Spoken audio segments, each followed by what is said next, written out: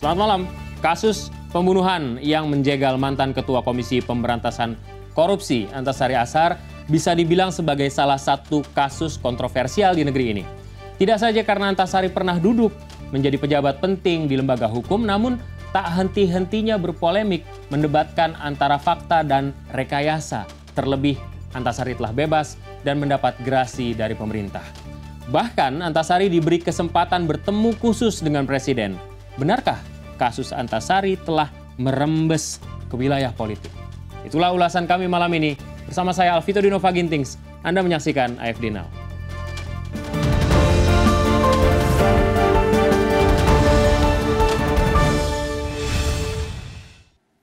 Menarik jika bercerita soal kasus yang pernah membelit mantan Ketua KPK Antasari Azhar. Sebelum membahasnya lebih jauh, izinkan saya mengungkapkan kekaguman pada Menteri Hukum dan HAM. Jadi begini ceritanya. Banyak orang bilang bahwa Pak Yasona sangat tajam penciumannya. Saya pikir pasti orang cuma mengada-ngada karena berita hoax kini kian merajalela. Lagi pula mana ada hubungan antara ahli hukum dengan urusan cium-mencium. Namun semua dugaan saya salah. Ternyata Pak Yasona betul-betul optimal soal indera penciumannya. Coba lihat cuplikan ini jika Anda tidak percaya. Saya baca berkas ini, saya baca pertimbangan hukum, saya baca apa yang disampaikan beliau. Saya kan belajar hukum, orang hukum. Saya merasakan something smelly bahasa Inggrisnya. Agak ada amisnya. Apa saya bilang? Katanya something smelly. Ini yang bawa maksud bau apa, Pak? Tapi dia bilang tadi bau amis. Agak bingung juga saya. Kalau tidak salah, kasus ini telah melewati proses hukum yang dilegitimasi dan tinggi derajatnya. Kalau tidak salah juga waktu itu zaman pemerintahan SBY JK. Tapi kenapa pernyataan Pak JK sama dengan Yasona ada bau amisnya juga? Ya, itu kebenaran harus menang agar menjadi pelajaran kepada siapa saja. Kepada pengadilan, jaksa, kepada yang korban. Tapi kita percaya pada pengadilan, jangan lupa. Tapi menjadi pelajaran. Bukannya saat hakim ketuk palu, maka terungkap kebenarannya. Saya jadi penasaran dengan hubungan Pak Antasari dengan Presiden saat itu. Tidak ada masalah saya dengan Pak SBY. Tapi berarti yang diundang ini memang orang-orang yang memiliki kedekatan personal begitu ya Pak ya dengan Bapak? Iya, kedekatan personal, kedekatan nurani ya. Artinya ketika saya di dalam mereka peduli. Kepedulian itu bukan saya di mana di dalam, udah minimal. Halo Pak Antasari, apa kabar, sehat? Saya udah bersyukur. Itu mensupport saya sehingga saya bisa bertahan, bisa menyelesaikan sampai bebas bersyarat. Nanti dulu, coba kita ulang pernyataan yang tadi, yang bagian akhir tadi. Minimal. Halo Pak Antasari, apa kabar, sehat? Saya udah bersyukur. Mantan Ketua KPK ini mendapat grasi dari Presiden Jokowi. Ia juga telah menemui Presiden sekaligus ngobrol sana-sini. Apa sih sebenarnya yang disampaikan di istana, Pak? Kemarin dari pagi sampai malam saya menghadapi rekan-rekan Anda. Antasari boleh maju sedikit Pak. Saya batuk. Jadi sekarang ini Pak, Pak, dibicarakan Pak. apa yang dibicarakan Pak? Ringan dikit Pak. Udah. Bapak boleh batuk, nanti kan ada obatnya. Tapi dijawab pertanyaannya, ada apa dan apa pembicaraannya? Itu maknanya apa itu, Pak? Itu maknanya apa itu? Alah, tapi tenang, tidak dapat Pak Antasari, kita tanya Pak Jokowi. Pak Jokowi, apa yang disampaikan Pak Antasari di istana kemarin? Mau tahu aja. Ini sudah kompak jawabannya. Saya duga di dalam istana mereka berdua sudah merencanakan jawaban ini. Kasus masih mengganjal. Apa sebab? Ya sebab ia menjawab seperti ini. Kalaupun saya menjalani hari ini sebagai terpidana yang baru selesai ya, itu bukan karena perbuatan seperti yang didakwakan kepada saya. Lalu kenapa Bapak menurut saja saat disuruh masuk penjara waktu itu? Tapi karena ada putusan pengadilan yang memerintahkan saya harus masuk LP, ya saya laksanakan. Kenapa saya laksanakan? Saya mantan penegak hukum. Saya harus taat kepada hukum. Setuju saya dengan yang itu. Mantan penegak hukum harus taat pada hukum. Mantan saja taat, apalagi penegak hukumnya. Kita lanjut cerita. Adik Nazaruddin Zulkarnain tidak yakin pembunuh kakaknya adalah Antasari Ashar. Tapi mau bagaimana? Antasari bersikeras tak mau mengungkapnya. Karena ini dianggap sebuah kasus rekayasa, patut Antasari Ashar tidak diminta menjadi kewajibannya untuk membuka siapa dalang di balik kasus ini. Yang harus bisa menjawab semua ini dengan sebuah kebenaran dan hati nurani Antasari Ashar. Kalau dia nggak berani menjawab, saya akan menjawab yang sebenarnya. Saya publish itu. Apapun dugaannya, wajah garang Antasari Ashar tetap sempat menghias hari-hari penjara. Dengan modal seram dan kumis tebal, mantan ketua KPK ini segera menguasai medan. Pengetahuan dan ketegasan yang ia miliki segera termanfaatkan. Ia membuka banyak ruang diskusi dengan penghuni lapas. Ya, lantas saja Antasari meraih predikat terhormat sebagai yang disegani di antara para preman. Bukannya apa istilahnya zaman dulu itu, porman itu kan. Jadi bukan lah. Saya bukan preman kan. Ya tempat mereka curhat gitu. Masalah pribadinya, masalah kasus yang mereka hadapi, masalah keluarga. Ya saya senang aja. Selalu ada hikmah di balik sebuah perkara. 7 tahun 6 bulan di dalam penjara bukan masa yang singkat. Suka duka ia lalui bersama terpidana dengan fasilitas adanya. Karena itulah tak pernah ada kesan yang dapat diungkapkan, melainkan hikmah. Tidak ada orang mau di penjara. Tapi bagi saya, hal yang hikmah yang saya peroleh adalah, kalau saya nggak di penjara mungkin saya bisa menyelesaikan buku. Saya bisa menyelesaikan buku selama di dalam. Satu. Yang kedua, ternyata juga saya di dalam itu, otak saya berjalan gitu. Itulah contoh kreativitas yang muncul dalam penjara. Lain Antasari, lain lagi Saiful Jamil. Pria yang akrab dengan sapaan Bang Ipul ini tersangkut kasus yang sudah lah ya, nggak usah diceritakan ya. Antasari dan Saiful Jamil 11-12 juga rupanya. Sama-sama menciptakan karya. Antasari Ashar bikin buku, Saiful Jamil ya bikin lagu. Anda tak sabar mendengar lagunya pasti? Baik, kita simak ungkapan lirik Saiful Jamil dalam lagu ciptaannya ini. Lakukan kau setia, temani Bang Ipul di sini. Di saat aku merana dalam duka terperi. Saya shock dan saya terkejut sama sekali. Setelah konferensi pers, Bapak nggak menanyakan itu kepada Pak Antasari? Saya menanyakan kepada Pak Antasari.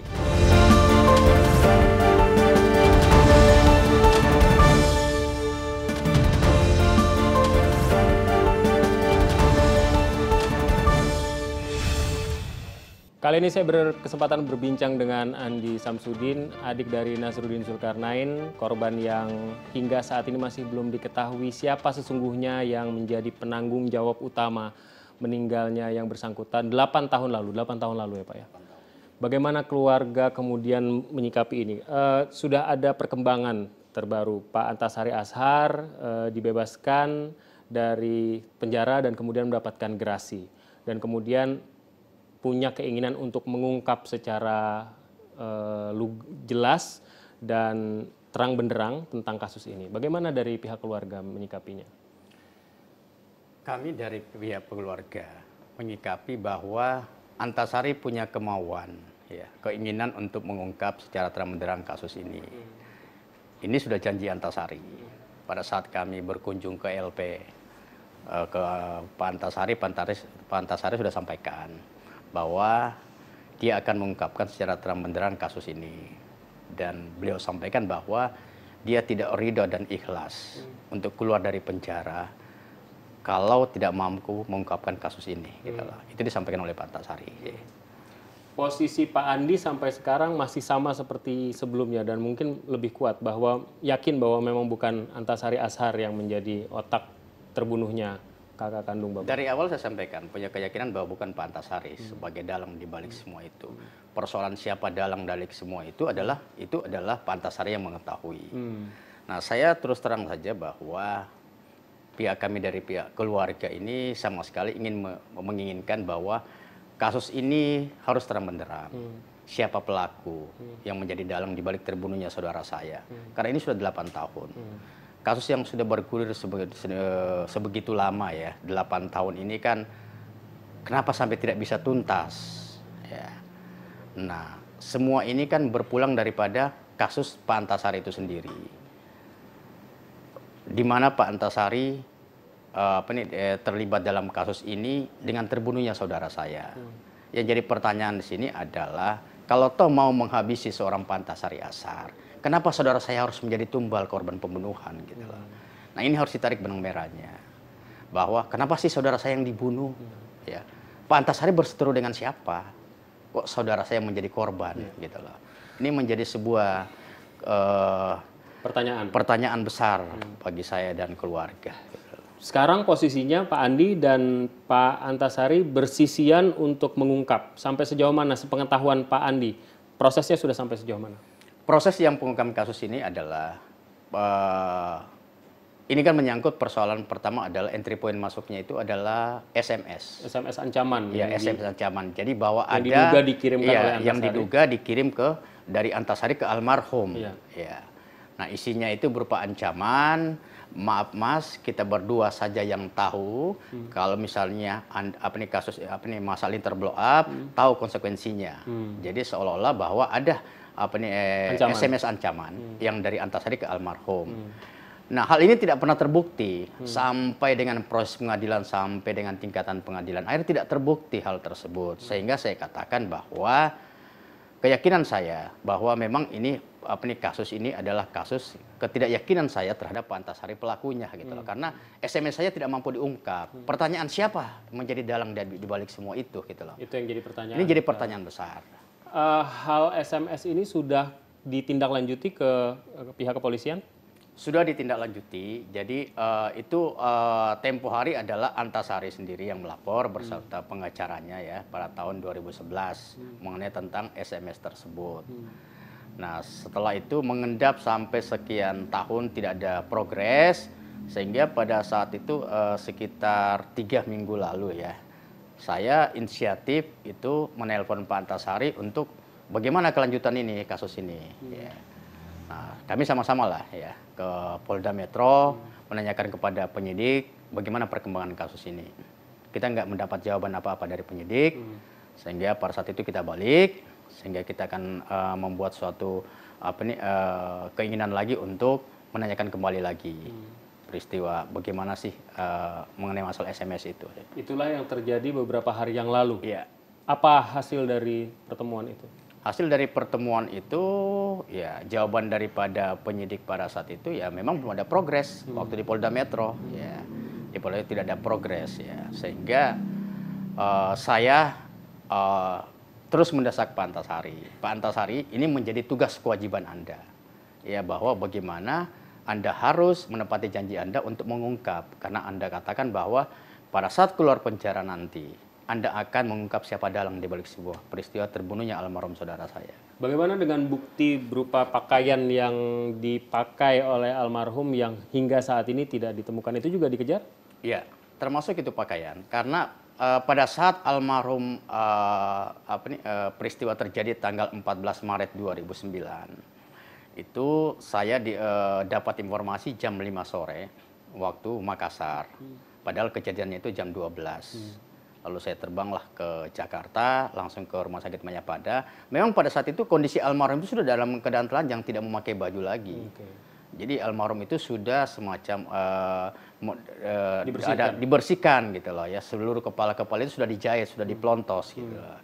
Sehingga baju itu sama sekali nggak ada pada saat itu. Saya juga menanyakan bahwa kok saya sebagai saudara almarhum yang dari Makassar datang, seharusnya kalau memang ada barang bukti kan diberikan kepada kami bahwa bajunya ini semuanya, sehingga kami tahu gitu loh. Sama sekali nggak ada.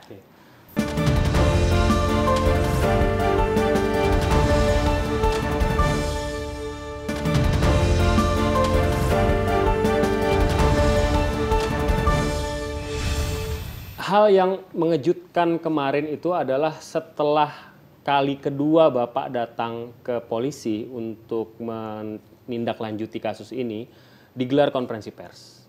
Di sisi Antasari Ashar ada seorang Andi Samsudin juga. Dan kemudian Pak Antasari menyampaikan statement yang cukup mengejutkan yang melibatkan nama Susilo Bambang Yudhoyono, Presiden ke-6 Republik Indonesia. Nah, itu bagaimana ceritanya, Pak? Yang jelas bahwa saya shock dan kaget ketika Pak Antasari menyebut yang namanya Presiden ke-6 Susilo Bambang Yudhoyono. Saya kaget. Dan menyebut yang namanya seorang pengusaha media Pak Haritanu, saya kaget banget pada saat itu. Jadi antara percaya dengan tidak percaya, apa benar ya apa yang disampaikan oleh Pak Antasari? Tapi saat itu saya bengong saja. Bapak tidak berkata apa-apa? Saya tidak berkata apa-apa karena sejak awal Bapak tidak mengetahui sama sekali konten tidak yang akan disampaikan. Sama sekali tidak mengetahui. Jadi saya pada saat itu ketika sudah belum ada jawaban kemajuan progres SMS itu 3 atau 4 hari ya sebelumnya itu saya menelpon lagi kepada Pak Antasari. Pak Antasari, bagaimana ini tindak lanjut daripada laporan SMS ini? Ya, kapan mau tindak lanjuti kembali? Karena pada saat itu kami ke penyidik Polda Metro Jaya, kami tidak mendapatkan jawaban. Lalu Pak Antasari sampaikan, saya masih di Palembang. Ya mungkin minggu depan hari Senin lah ya, hari Senin kemarin, hari Senin kita sama-sama kembali lagi ke Polda Metro. Nah tiba-tiba Pak Antasari bilang ya saya nggak udah waktu hari Senin, ya besok hari Selasa. Itulah saya sama janjian ke Polda Metro. Ternyata di Bareskrim. Saya perkirakan itu bahwa di Polda Metro. Ternyata ke Bareskrim, Mabes Polri. Ya saya ke sana lah ya. Saya duluan ke sana tiba, setelah itu tiba Pak Antasari.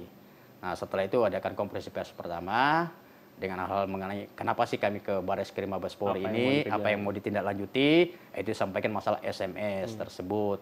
Dan saya juga dalam hal itu ingin melaporkan 2 orang ya menyangkut masalah SMS juga itu karena ini merupakan saya anggap orang yang memprovokasi keluarga bahwa mereka melihat SMS ancaman daripada Pak Antasari ke almarhum yaitu bernama Jeffrey Lumempo dan Elsa Fitri.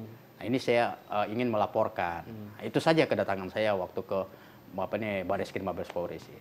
Sampai kemudian adanya konferensi pers. Sampai kemudian adanya konferensi pers. Dan itu sekali lagi Bapak katakan shock dan saya shock dan saya terkejut sama sekali. Setelah konferensi pers Bapak nggak menanyakan itu kepada Pak Antasari? Saya menanyakan kepada Pak Antasari, apa Pak Antasari punya bukti-bukti atau hal-hal yang mendukung jangan sampai mereka yang mengadakan suatu perlawanan, dia mengadakan bahwa ini fitnah, ya jawaban Pak Antasari ya saya siap menghadapi segala risiko yang ada.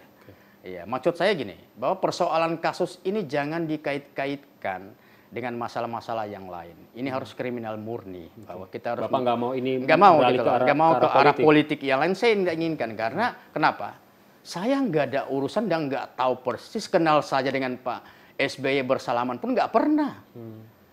Saya bukan orang politik. Saya bukan orang parpol yang masuk kepada partai politik yang lain. Sehingga saya harus tegaskan bahwa saya hanya inginkan kasus ini pada koridornya gitu loh. Bahwa ada sebuah kasus pembunuhan di mana terbunuhnya itu adalah saudara saya, yaitu Nasruddin Zulkarnain. Itu saja yang saya inginkan gitu loh. Artinya jangan siapapun itu orangnya, siapapun dalangnya. Siapapun dalangnya. Saya tidak perlu siapapun dalangnya. Olehnya itu saya katakan, ketika Pak Antasari mengatakan statement menyangkut itu bahwa menyebut nama Presiden ke-6 itu Susilo Bambang Yudhoyono, ya saya sangat shock dan kaget saja. Apa benar beliau yang menyuruh atau dalam tanda kutip beliau yang menyuruh untuk menghabisi saudara saya? Nah, ini kan sama sekali bagi saya ini masih sebuah tanda tanya besar. Oleh itu saya katakan kepada Pak Antasari, jika ingin membongkar kasus ini, kita pada koridor, ya kriminal murninya, nggak usah dikaitkan masalah-masalah yang lain. Karena lepas dari semua pihak yang terlibat, yang dirugikan adalah pihak keluarga. Karena kan yang rugi kami 8 tahun loh menunggu sebuah titik terang kasus ini. Mana almarhum merupakan tulang punggung keluarga dalam menghidupi misalnya ekonomi keluarga. Saudara-saudara, ponakan-ponakan. Sekarang ini kan yang menjadi tulang punggung saya. Sebagai saudara almarhum. Saya berpikir bagaimana menghidupi keluarga. Saya harus berpikir bagaimana titik terangnya kasus ini. Yang saya inginkan, kasus ini jangan dibelokkan pada area politik yang ada. Gitu. Kalaupun dijelaskan siapa pelakunya, siapa yang bertanggung jawab, jelaskan runtutan, maksudnya begitu ya? Maksud saya misalnya, kalau menyebut misalnya nama seseorang itu memerintah siapa? Siapa yang diperintah yang lainnya sehingga terang benderang kasus ini. Gitu. Harapan keluarga dalam waktu cepat akan... Harapan keluarga dalam waktu cepat, saya hanya menginginkan bahwa pengakuan seorang Pak Antasari Ashar di depan publik harus ditindaklanjuti oleh pihak kepolisian. Karena saya tidak inginkan bahwa ada sebuah anggapan masyarakat bahwa kasus ini seolah-olah dimasukkan kepada sebuah area politik yang ada. Saya inginkan bahwa kasus ini pada koridor yang jelas gitu loh ya. Karena tidak ada urgensinya kasus ini. Ini adalah kriminal murni ya.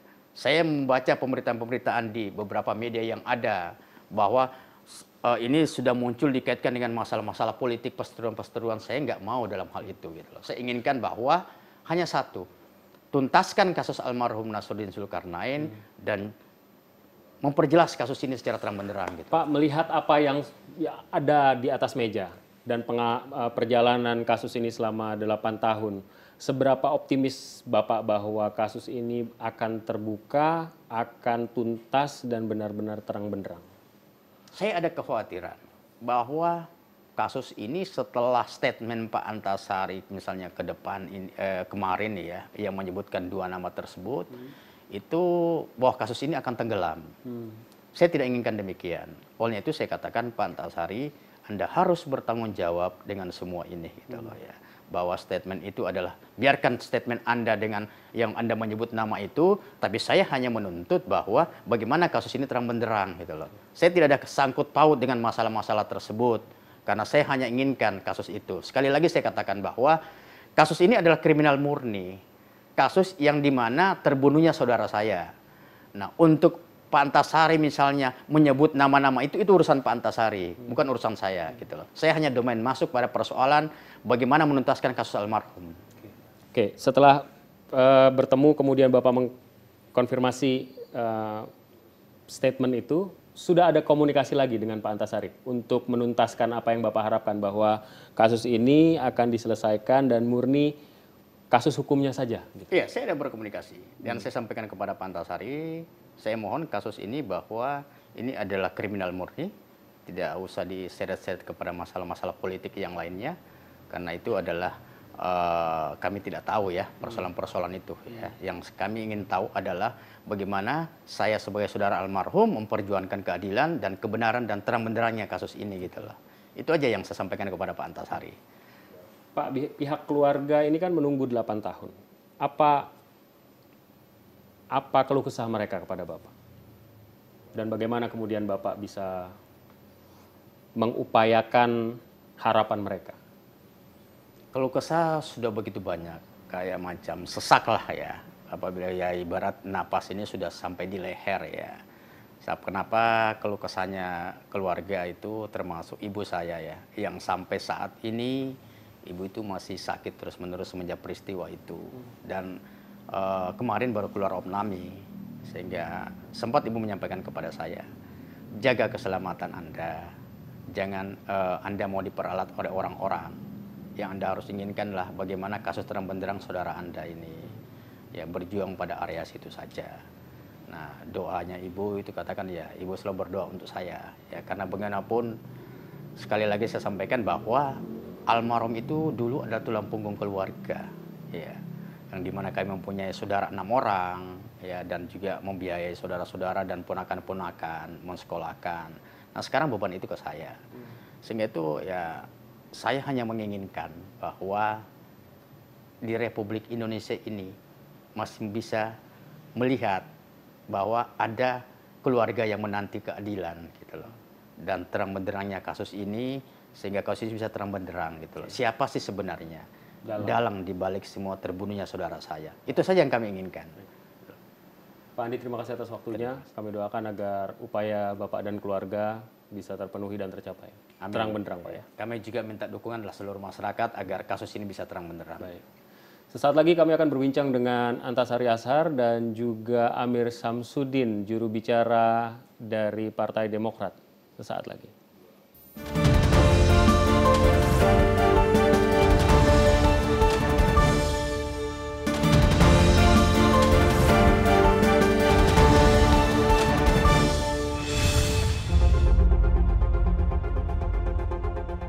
Pada Bapak Susilo Bambang Yudhoyono, jujur, beliau tahu perkara saya ini. Menurut beliau jujur cerita apa yang beliau alami dan apa yang harus beliau perbuat. Beliau perintahkan siapa untuk merekayasa dan mengkriminalisasi Antasari. Antasari menuduh saya sebagai inisiator dari kasus hukumnya. Dengan tegas saya sampaikan tuduhan itu sangat tidak benar. Tuduhan itu tanpa dasar. Tuduhan itu liar. Ada orang malam-malam ke rumah saya. Orang itulah Haritanu Sudibyo. Haritanu. Beliau diutus oleh Sekias waktu itu datang ke rumah saya minta supaya saya jangan menahan oleh Pohat. Saya buat misi, Pak. Saya diperintah di sana untuk nemui Bapak. Saya bilang tidak bisa, KPK ini sudah ada SOP-nya, tersangka, tahan.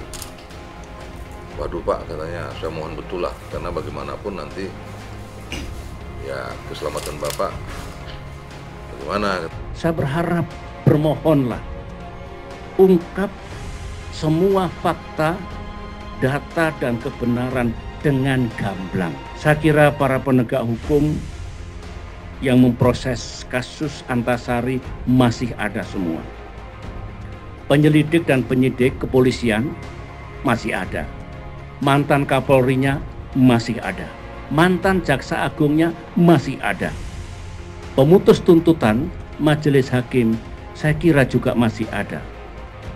Tolong bapak-bapak, para pendekar kebenaran dan keadilan, ceritakan kebenaran apa adanya.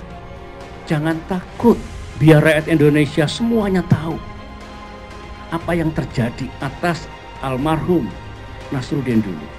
Tapi yakin Pak ya, aktor intelektualnya dari Cikeas Pak ya, atas kriminalisasi yang dilakukan.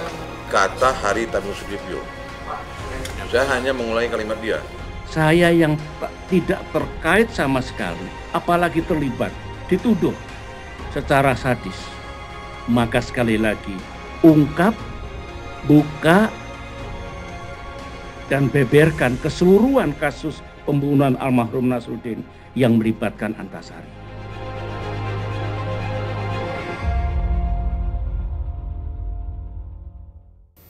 Saat ini saya sedang berada di kediaman Bapak Antasari Ashar dan kita akan bertanya seputar berbagai hal terkait dengan rencana ke depan beliau, terutama untuk upaya melakukan pengungkapan kasus yang sebenarnya terjadi.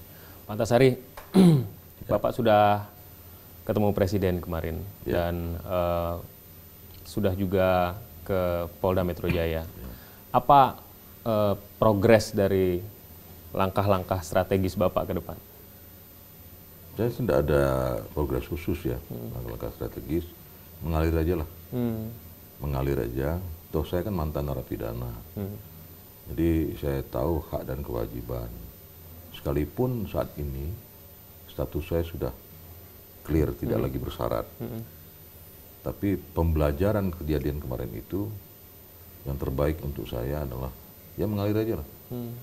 Jadi istilahnya kemana kaki melangkah saya ikuti.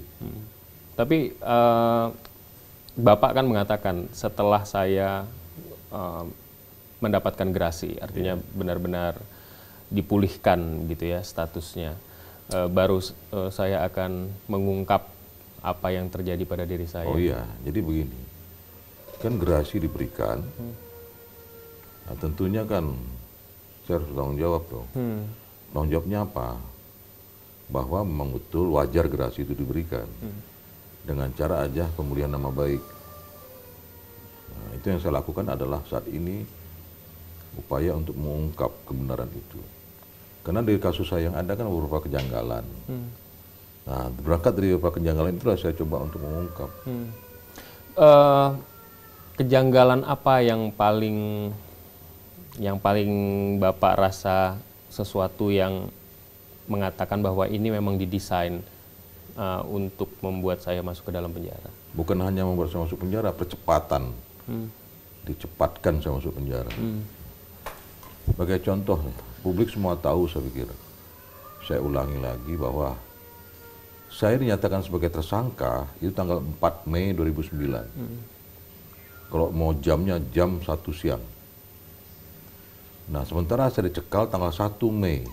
Jadi sebelum tersangka saya dicekal. Nah, ini menurut hukum, menurut undang-undang, KUHP, itu yang bisa mencekal proses penyelidikan hanya KPK. Yang lain tidak bisa. Nah, di sini saya lihat satu kejanggalan. Kok sepertinya ingin dipercepat saya itu digiring ke tahanan. Terus yang kedua adalah bahwa setelah saya dicekal, terus langsung mau tahanan, saya dipanggil sebagai saksi. Saksi ditanya 5-6 pertanyaan, kira-kira 2-3 jam kemudian tersangka. Dinaikin kelas kan, saksi sebagai tersangka.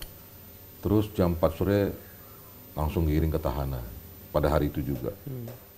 Jadi itu menurut Bapak suatu yang janggal karena dalam aturannya sebenarnya bukankah itu hak dari penyidik? Iya, hak dari penyidik, tapi apakah hak penyidik juga mencekal orang belum tersangka? Boleh penyidiknya melakukan haknya, tapi kan harus sesuai aturan.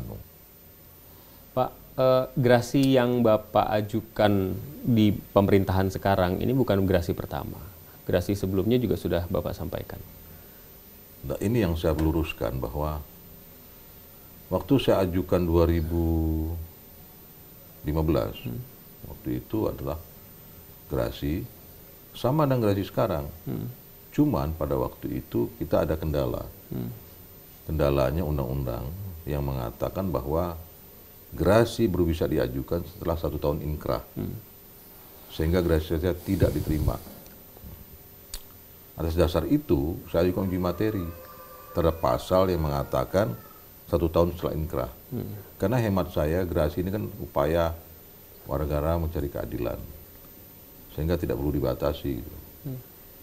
Sehingga uji materi kita terima oleh Mahkamah Konstitusi.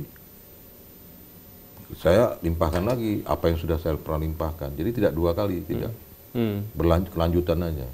Waktu di pemerintahan Pak SBY, Bapak belum pernah mengajukan gerasi? Tidak. Kenapa, Pak? Ya, karena logikanya saja. Pada saat itu kan saya menikahkan anak saya. Beliau bukan SBY, tapi sistem pada waktu itu, waktu dalam pemerintahan Pak SBY, tidak memperbolehkan saya hadir di acara resepsi. Saya kemudian berpikir, resepsi aja tidak boleh untuk anak kandung saya sendiri. Apalagi gerasi saya ajukan.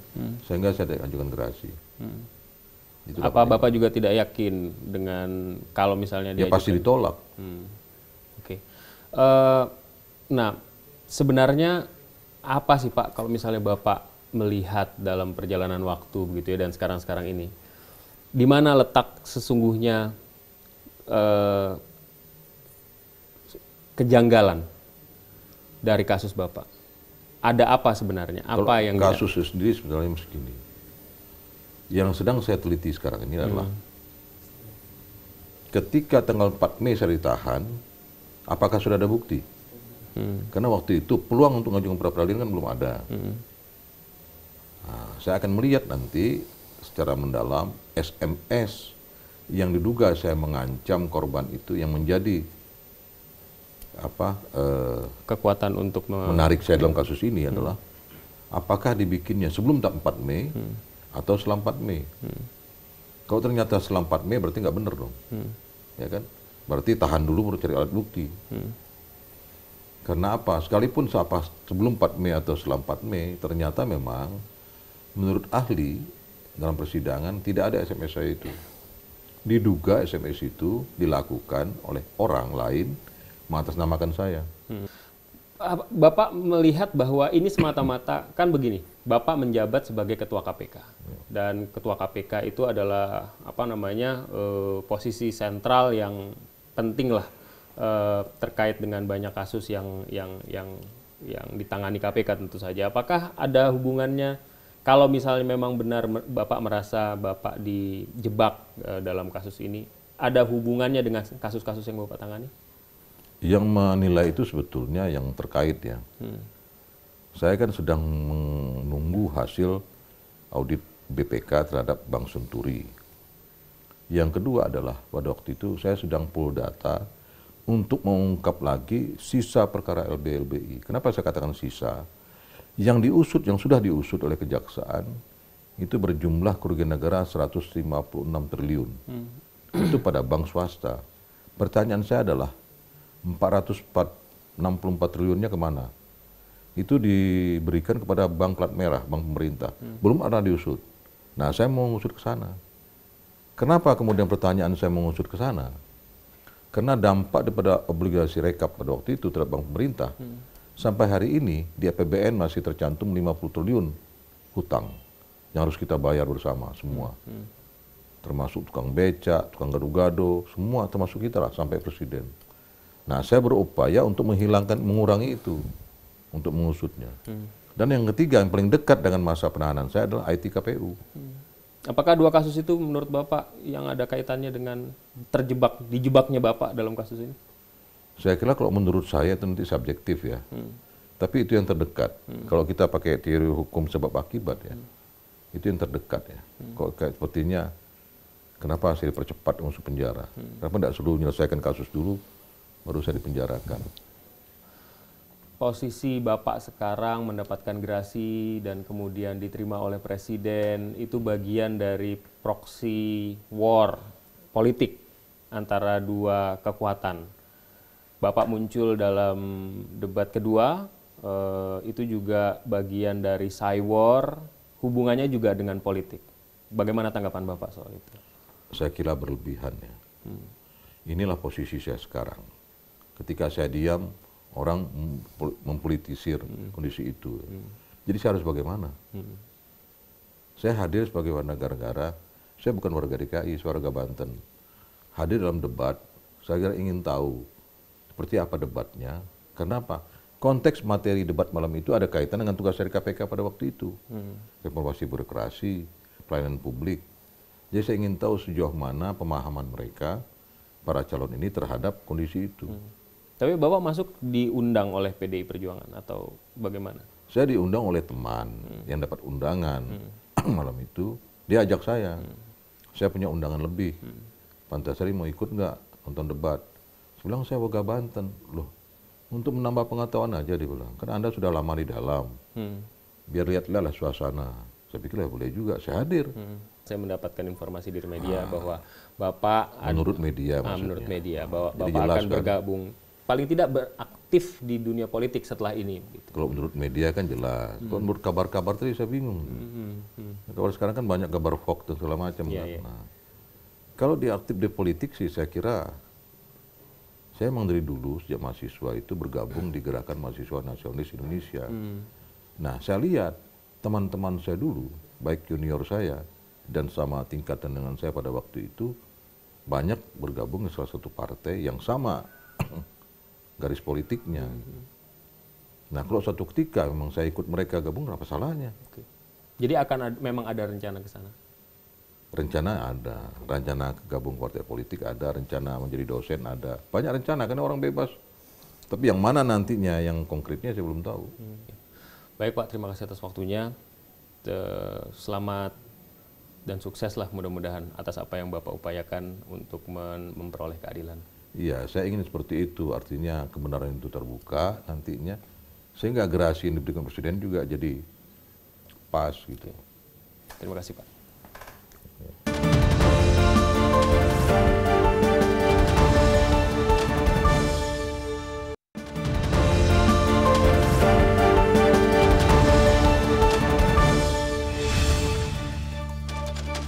Menkumham sempat berkomentar ada bau amis di kasus Antasari Azhar. Keluarga Nasaruddin Zulkarnain pun menilai keputusan gerasi adalah koreksi atas proses hukum sebelumnya. Apakah ini berarti peluru Antasari Azhar diarahkan pada penguasa lama? Kami akan membahas isu ini dengan Ketua Dewan Kehormatan Partai Demokrat, Amir Samsudin.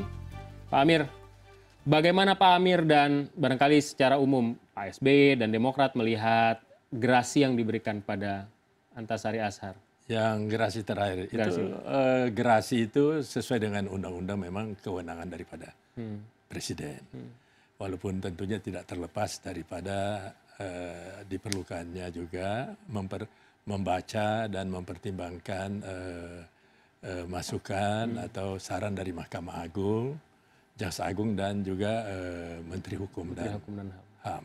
Jadi secara umum itu standarnya memang demikian, tetapi akhir daripada dikabulkan tidaknya satu gerasi itu adalah di tangan presiden. Kita akan lanjutkan kembali hubungan antara Antasari dengan SBY yang kemudian menjadi pertama orang kemudian menghubungkan itu. Waktu zaman Pak SBY gerasi diajukan, gerasi ditolak. Di zaman Jokowi gerasi diajukan, gerasi dikabulkan. Kemudian ada cerita kasus yang menimpa Antasari Ashar terjadi zaman Pak SBY. Kemudian ada cerita juga bahwa besan Susilo Bambang Yudhoyono, presiden kala itu, Aulia Pohan, tersangkut kasus korupsi di zaman Antasari Ashar menjadi ketua KPK. Ini kemudian dihubung-hubungkan orang. Bagaimana tanggapan Demokrat soal itu? Nah, ini kan seolah-olah ya SBY tahu apa yang terjadi yang menimpa Antasari, sehingga kemudian di sana kan diharapkan bahwa SBY bisa menggunakan posisinya untuk membantu Antasari. Saya ingin kembalikan, seandainya lah SBY itu berarti kalau membantu itu tidak ada lain kata yang bisa kita gunakan ya mengintervensi. Seandainya SBY itu mengintervensi, pernahkah SBY juga mengintervensi manakala keluarga dekatnya menghadapi permasalahan? Aulia Pohan. Ya, Aulia Pohan pada saat Antasari menjadi ketua KPK.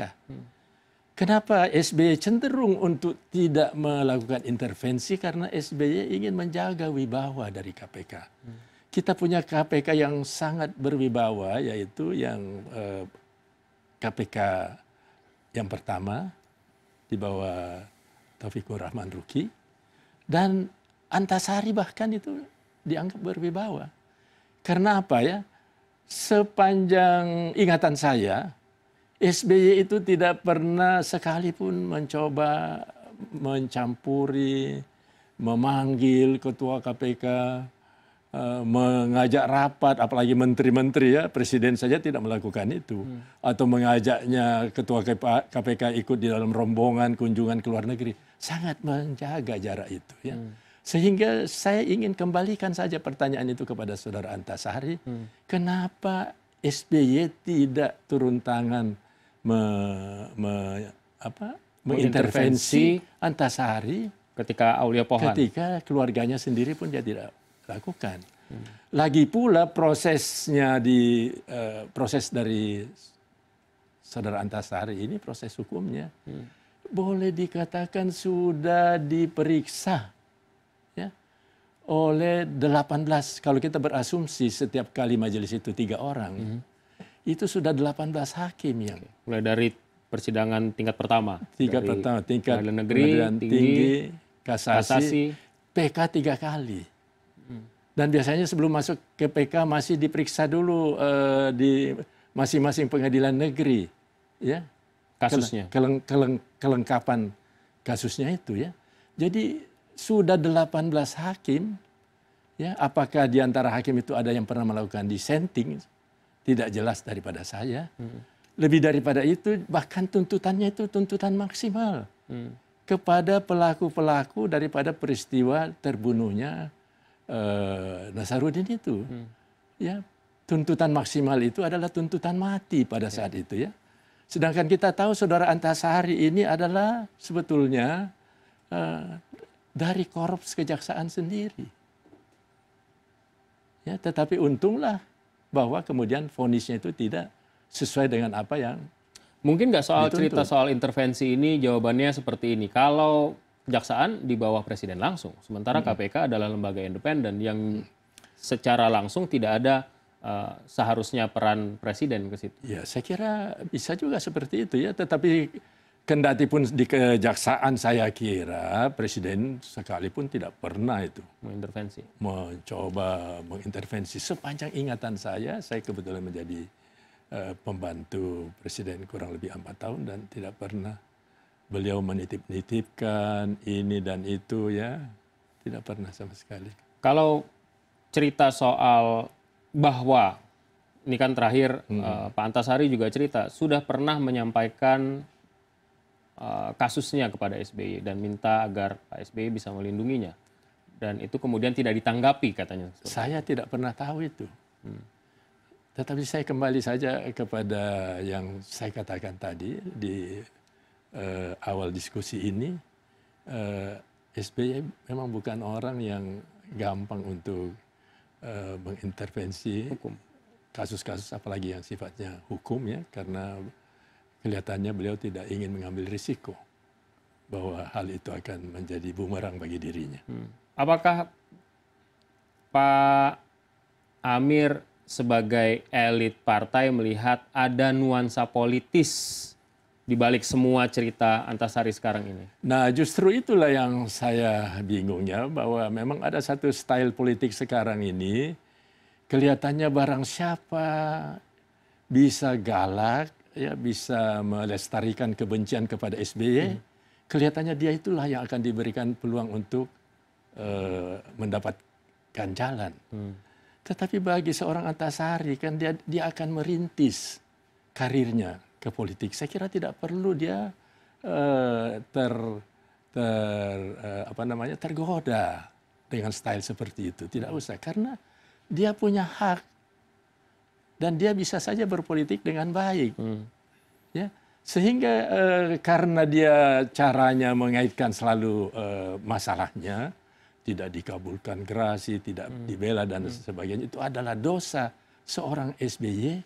SBY ini sebagai pemimpin partai politik yang tergolong nomor 4 ya di Indonesia, tentu juga punya pengikut-pengikut ya yang tahu ceritanya mengenai kasus Antasari ini, yang pada akhirnya saya kira ini bisa menjadi fireback untuk saudara Antasari sendiri. Silahkan saja rintislah karirnya di politik, saya kira. Termasuk kehadiran Antasari kemarin di dalam debat KPUD, apakah Bapak melihat ada nuansa politik di situ? Saya tidak ingin berspekulasi, tetapi saya kira cara Bung Antasari ini meloncat ke politik tidak perlulah dia menyerang, menjelek-jelekan seorang SBY. Saya kira tidak ada keuntungannya bagi dia. Ya, saya kira dia sudah banyak kan yang menawarkan posisi-posisi, ya manfaatkan saja kesempatan itu tanpa perlu untuk merusak reputasi seseorang, karena seperti saya katakan tadi, pada akhirnya orang-orang akan menggali dan mempertanyakan, ya kenapa para terdakwa lainnya bisa menerima hukumannya, tidak banyak protes, menjalaninya dengan baik, ya sementara ini katanya kesannya, nuansanya tidak dilindungi. Ya. Kemudian dia juga mengangkat bahwa ada hal-hal yang menyebabkan dia waktu itu menjadi target konspirasi. Ya, konspirasi karena katanya dia memegang rahasia mengenai IT pemilu di 2009. 2009 ke sini kan baru 7 tahun. 7 tahun, belum daluarsa. 8 tahun ya. Silahkan saja dibuka sekarang ini. Silahkan saja dibuka. Jadi tidak ada kekhawatiran dari Demokrat dan Pak SBY soal... Tidak mesti ada. Saya kira cara style yang dicoba digunakan oleh saudara Antasari ini akan merugikan dirinya sendiri. Karena tiba-tiba kita lihat saja di media sosial banyak sekali kemudian yang memberikan masukan, ya, rekam jejak sejak menjadi Kajari Jakarta Selatan, Kajati di Sulawesi Tenggara, Kajati di Sumatera Barat, yang sebetulnya tidak perlu itu terjadi kalau beliau tidak sampai menyampaikan pernyataan-pernyataan atau ucapan-ucapan yang menyakiti hati orang. Tidak perlu.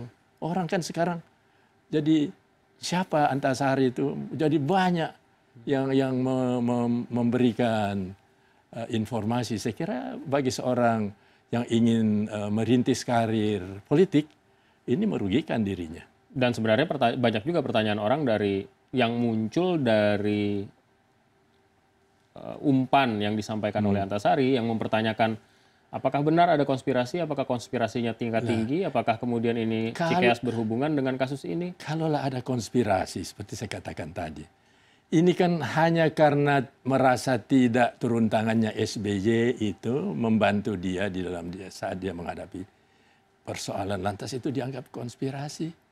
Ya, apakah kemudian cukup adil untuk menilai itu? Manakala SBY sendiri tidak pernah berani mengintervensi, mencampuri urusan daripada keluarga dekatnya yang saat itu sedang dibawa kendali Antasari sebagai ketua KPK. Pak Amir, saya kenal sebagai praktisi bidang hukum jauh sebelum menjadi Menteri Hukum dan HAM. Anda dianggap sebagai pengacara kawakan di Indonesia. Banyak orang yang kemudian menilai terdapat banyak sekali kejanggalan dalam sidang yang dilewati oleh Antasari Azhar, mulai dari dakwaan, surat dakwaan yang begitu seronok lah istilahnya, tidak layak untuk dihadirkan dalam sidang terbuka misalnya. Kemudian soal Willy R. Wizard yang kemudian menyangkal bahwa otak dari seluruh aksi pembunuhan itu adalah Antasari di persidangan juga, dan seterusnya dan seterusnya. Bapak melihat tidak ada kejanggalan? Saya begini, saya tidak ingin menjadikan diri saya bagian daripada seakan-akan hakim daripada persidangan itu. Kalau 18 orang hakim sudah menangani, mengadili dan memutus, apakah masih ada orang lain lagi yang bisa mengklaim bahwa dirinya lah nanti yang akan lebih adil? Ya, apalagi kalau dia hanya seorang pengamat, apalagi seperti saya harus percaya sistem peradilan kita ya memang seperti itu. Terima kasih Pak Amir atas waktunya. Dengan senang hati. Nanti kita tunggu nanti kalau misalnya ada cerita dan lain sebagainya. Ya, kita akan ngobrol enggak lagi. apa-apa, silahkan. Baik, ya. Terima kasih. Saya terima agar tidak gaduh. Itulah kalimat dan sikap Antasari menerima vonis hukuman 18 tahun penjara atas kasus pembunuhan berencana 7 tahun silam. Bisa dikatakan sebuah penghormatan atas hukum, namun kala itu bisa juga diartikan sebagai bentuk penolakan atas status bersalah yang diputuskan hakim. Sementara di tengah kelana mencari keadilan, gerasi Presiden dinilai sebagai koreksi atas proses peradilan sebelumnya. Bahkan muncul ungkapan ada bau amis dalam kasus Antasari. Isu pun kian liar hingga menengarai gerasi sebagai amunisi memainkan politik saling sandera. Sekali lagi negara kembali diuji bahwa hukum bukan mainan dan menolak untuk segera diungkap karena keadilan yang ditunda adalah keadilan yang ditolak. Demikian AFD Now malam ini, saya Alvito Dinova Gintings. Sampai jumpa.